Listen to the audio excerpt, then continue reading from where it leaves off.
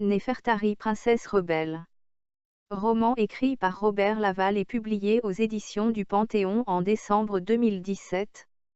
Je suis la princesse Néfertari, ce qui signifie « la plus belle de toutes, aimée de Mou ».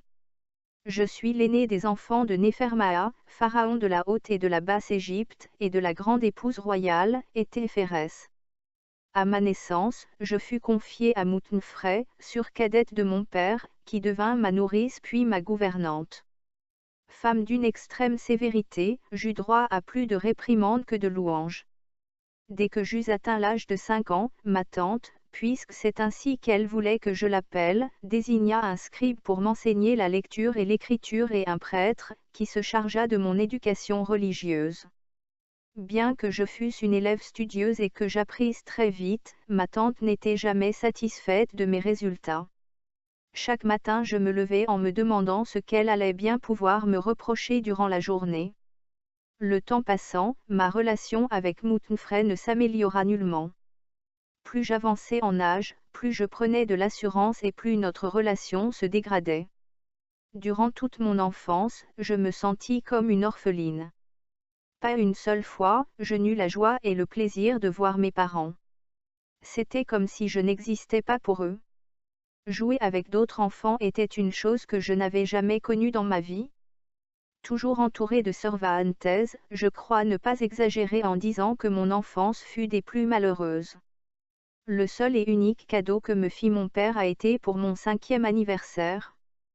Un messager vint m'apporter tout le matériel du parfait scribe, une palette en ivoire creusée d'évidement, un pour l'encre noire utilisée pour le texte courant et un autre pour l'encre rouge destinée au titre, un calame en roseau, rangé dans un évidement au centre de la palette, un mortier pour réduire en poudre les pigments d'encre et un godet destiné à l'eau.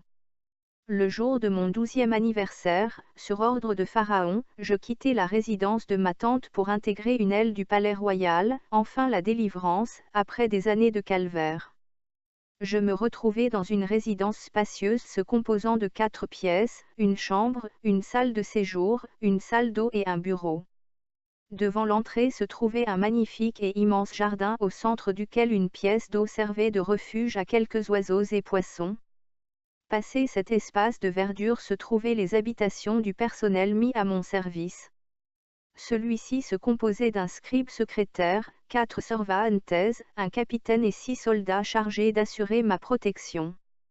Après avoir fait le tour du propriétaire, je m'installai à mon bureau. Un rouleau de papyrus m'y attendait. Je le déroulai afin d'en prendre connaissance.